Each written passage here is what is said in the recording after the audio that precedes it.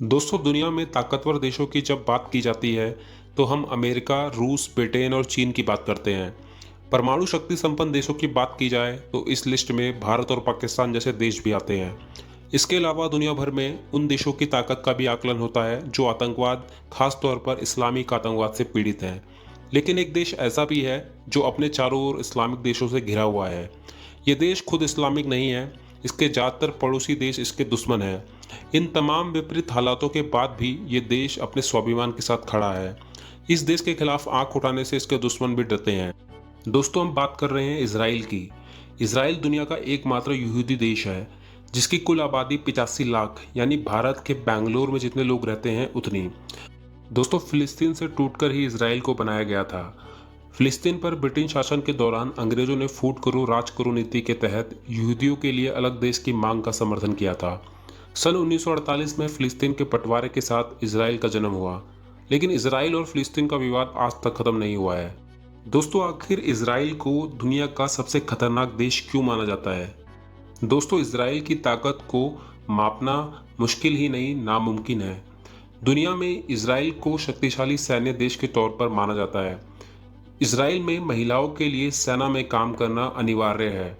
85 लाख की आबादी वाले इस देश में 30 लाख सैनिक काम करते हैं। जितने मर्द सेना में काम करते हैं उतनी ही महिलाएं भी। 30 लाख की सेना में करीब 15-15 लाख मर्द और महिलाएं काम करती हैं।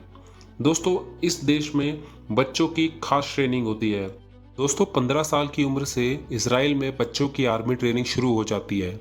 हाई स्कूल की पढ़ाई पूरी करने के बाद मिलिट्री सर्विस ज्वाइन करना ज़रूरी है। लड़कों को 3 साल, लड़कियों को 2 साल सेना में काम करना ज़रूरी होता है। कहा जाता है कि इसराइल के हर घर में घातक हथियार होते हैं। परिवार के हर सदस्य को हथियार चलाना आता है। महिलाएं कैसा भी पहनावा पहने, हथियार साथ लेकर चलती हैं।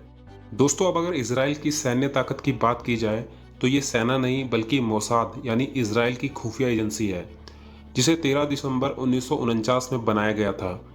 इस एजेंसी को किलिंग मशीन के नाम से भी बुलाया जाता है, जो दुनिया भर में छिपे अपने दुश्मनों को ढूंढ ढूंढ कर मार डालती है। दोस्तों, ऐसा कहा जाता है कि इस खुफिया एजेंसी की महिलाएं जासूस दुनिया भर में फैली हुई हैं, जो अपने दुश्मनों के मुंह से हर राज उगलवाने में माहिर है। यही वजह है कि इन महिलाओं को मोसाद एजेंसी की ताकत माना जाता है।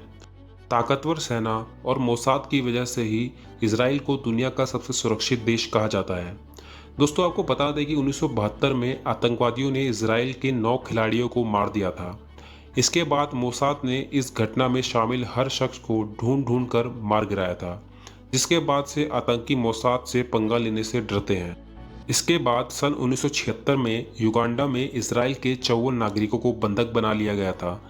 कहा जा रहा था कि उस समय युगांडा आतंकियों के साथ मिल गया था, लेकिन मोसाद ने अपनी ताकत से 54 लोगों को मौत के मुंह से निकाल दिया। इसके साथ ही मोसाद ने यह साबित कर दिया कि उससे बेहतर एजेंसी दुनिया में कोई नहीं है। दोस्तों, ये तो बात हुई इसराइल की ताकत की। अब बात करते हैं इसराइल की अर्थव्यवस्था की। दोस्तों, आपको बता दें कि इसराइल की अर्थव्यवस्था काफ़ी हाईटेक है। विज्ञान और तकनीक के मामले में इसराइल का सर्वश्रेष्ठ प्रदर्शन रहा है। हायर एजुकेशन के मामले में भी इस देश का रिकॉर्ड काफ़ी बेहतर है। इतना ही नहीं, हाई स्केल रोजगार के मामले में ये दुनिया का चौथा बड़ा देश है। हालांकि इसराइल प्राकृतिक संसाधनों से उतना उत्पन्न नहीं है, लेकिन ये विकसित देशों की श्रेणी में आता है। स्टार्टअप कंपनियों के मामले में ये अमेरिका के बाद दूसरे स्थान पर आता है। सैन्य ताकत और अर्थव्यवस्था इतनी मजबूत होने के कारण ही आज दुनिया में कोई भी देश इसराइल से टक्कर लेने से डरता है। मान लीजिए अगर किसी ने इसराइल को अपना दुश्मन बना भी लिया तो इसराइल उससे बदला लिए बिना नहीं छोड़ेगा। इसराइल का मूल मंत्र है, अगर किसी ने हमारे देश के एक नागरिक को मारा तो हम उस देश में घुसकर उसके हजारों नागरिकों को मार डालेंगे। दोस्तों, अब आप समझ गए होंगे कि इसराइल से टक्कर लेने से हर कोई देश क्यों डरता है। दोस्तों, मुझे उम्मीद है कि आपको मेरा ये वीडियो अच्छा लगा होगा। अगर आपको मेरा ये वीडियो अच्छा लगे तो प्लीज़ इसे लाइक करें, शेयर करें और मेरे चैनल को सब्सक्राइब करना ना भूलें।